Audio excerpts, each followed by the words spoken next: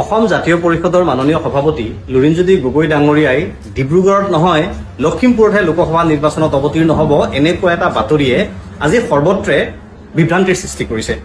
বিভিন্ন জনৰ ফোন আহিবলৈ আৰম্ভ কৰিছে। গতিকে স্পষ্টীকৰণ হিচাপে আৰু মানুহক আচল কথাটো জনাই দিবৰ কাৰণে ভিডিঅ'টো বনালো।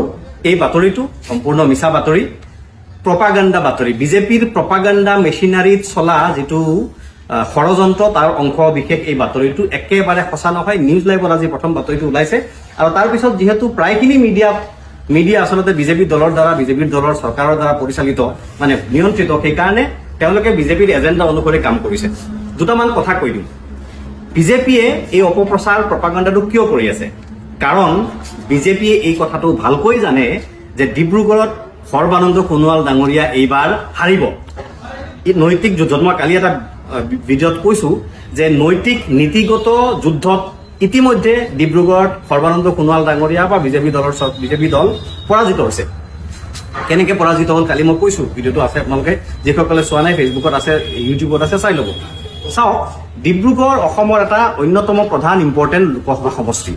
ডিব্ৰুগড় লোকসভা সমষ্টিৰ অন্তৰ্গত বিধানসভা সমষ্টিসমূহ আটাইকেইটাতে বিজেপিৰ বিধায়ক আছে আৰু তেওঁলোকে যদি ডিব্ৰুগড় লোকসভা সমষ্টিটো হেৰুৱাই পেলায় তেতিয়াহ'লে 2026 চনত অসমত বিজেপিৰ চৰকাৰ গঠনৰ সপোন হৈয়ে থাকিব। অসম্ভৱ কথা এটা তেওঁলোকে চৰকাৰ বনাব নোৱাৰে, কাৰণ তেতিয়া গোটেই উজনি অসমত খহনীয়া হৈ যাব। ডিব্ৰুগড় কথাটো আপোনালোকে বুজিবলৈ চেষ্টা কৰক। ডিব্ৰুগড় তেওঁলোকে কাক অৱতীৰ্ণ কৰিছে মই কালি কৈছিলো, সৰ্বানন্দ সোণোৱাল ডাঙৰীয়া, প্ৰধানমন্ত্ৰী নৰেন্দ্ৰ মোদী যি সংসদীয় সমিতিৰ মূল মানুহ, সেই সংসদীয় সমিতি বিজেপিৰ তাৰ 6 নম্বৰ ওপৰৰ পৰা নেতা হৈছে সৰ্বানন্দ সোণোৱাল। তেওঁক টিকেট দিছে কাৰ টিকেট কাটি? ৰামেশ্বৰ তেলী ডাঙৰীয়া। ৰামেশ্বৰ তেলী ডাঙৰীয়া এক্সিষ্টিং কেন্দ্ৰীয় মন্ত্ৰী। তাতকৈ ডাঙৰ কথা, ৰামেশ্বৰ তেলী ডাঙৰীয়া হ'ল চাহ জনগোষ্ঠীয় লোকৰ প্ৰতিনিধি। 1977 চনত হৰেণ ভূমিজ ডাঙৰীয়া লোকসভা ডিব্ৰুগড়ৰ সাংসদ হৈছিল। তাৰ পিছৰ পৰা আজিলৈকে মাত্ৰ 2004 চনত এবাৰ সৰ্বানন্দ সোণোৱাল ডাঙৰীয়া তাৰ সাংসদ হৈছিল। তাৰ পিছত 77ৰ পৰা এতিয়ালৈকে লোকসভাৰ আটাইকেইগৰাকী সাংসদ কংগ্ৰেছ আৰু বিজেপি আটাইকেইটা ৰাজনৈতিক দলে দুটা প্ৰধান বা ইম্পৰ্টেণ্ট ৰাজনৈতিক দলবিলাকে চাহ জনগোষ্ঠীয় লোকক প্ৰতিনিধিত্ব কৰিবৰ কাৰণে সুযোগ দি আহিছে, টিকেট দি আহিছে। ডিব্ৰুগড়ত যিকোনো ৰাজনৈতিক দলে এই ৰাষ্ট্ৰীয় পৰ্যায়ৰ ৰাজনৈতিক দলে চাহ জনগোষ্ঠীয় মানুহক উপেক্ষা কৰাৰ কথা কল্পনাই কৰিব নোৱাৰে। তেনেকুৱা অৱস্থাত চাহ জনগোষ্ঠীৰ এগৰাকী প্ৰতিনিধিয়ে প্ৰতিনিধিত্ব কৰি থকা আৰু সেইগৰাকী কোন? এলাপেচা মানুহ নহয়, কেন্দ্ৰীয় চৰকাৰৰ মন্ত্ৰী, কেবিনেট মন্ত্ৰী। সেই ৰামেশ্বৰ তেলী ডাঙৰীয়াৰ টিকট কাটি সৰ্বানন্দ সোণোৱাল ডাঙৰীয়াক এগৰাকী প্ৰাক্তন জাতীয়তাবাদী আৰু এগৰাকী, কোনোবাইতো তেওঁক জাতীয়তাবাদী নহয় বুলি কয়, আমিও তেখেতৰ মাজত জাতীয়তাবাদৰ চৰিত্ৰ আছে বুলি নাভাবো, সেইটো এটা বেলেগ আলোচনাৰ বিষয়। কিন্তু তেখেতক টিকেট দিছে বিজেপিৰ ইমান ইম্পৰ্টেণ্ট মানুহ, যিটো ৰাজনৈতিক দলক বিজেপিয়ে ক্লাব বুলি কৈছিল, সেই ৰাজনৈতিক দলটোৰ সভাপতিৰ বিৰুদ্ধে লুৰিণজ্যোতি গগৈ ক্লাবৰ সভাপতি কৈছিল, সেই লুৰিণজ্যোতি গগৈৰ বিৰুদ্ধে তেওঁলোকে কাক অৱতীৰ্ণ কৰিছে? তেওঁলোকৰ আটাইতকৈ ইম্পৰ্টেণ্ট, নৰ্থ ইষ্টৰ ভিতৰত আটাইতকৈ ইম্পৰ্টেণ্ট ৰাজনৈতিক নেতা যিগৰাকী, সেইগৰাকী অলৰেডি নীতিগত যুদ্ধত তেওঁলোক পৰাজিত হ'ল। তাতকৈ ডাঙৰ যিটো কথা মই আপোনালোকক কোৱা উচিত বুলি ভাবিছো সেইটো হ'ল লুৰিণজ্যোতি গগৈ ডাঙৰীয়াৰ এটা বাক্য আপোনালোকে মনত ৰাখিব। সকলোকে কৈছো, ৰাইজ আপোনালোকে এটা কথা মনত ৰাখিব, সেইটো হৈছে প্ৰাণ যায় বচন নাযায়। প্ৰাণ যাব বচন নাযাব লুৰিণজ্যোতি গগৈৰ এইটো উক্তি। লুৰিণজ্যোতি গগৈয়ে যিটো কৈছে, মই তেওঁলোকৰ আজি 4-5 বছৰে কাম কৰি আছো, মই জানো, মই দেখিছো। লুৰিণজ্যোতি গগৈয়ে যিটো কৈছে শিলৰ ৰেখা সলনি নহয়।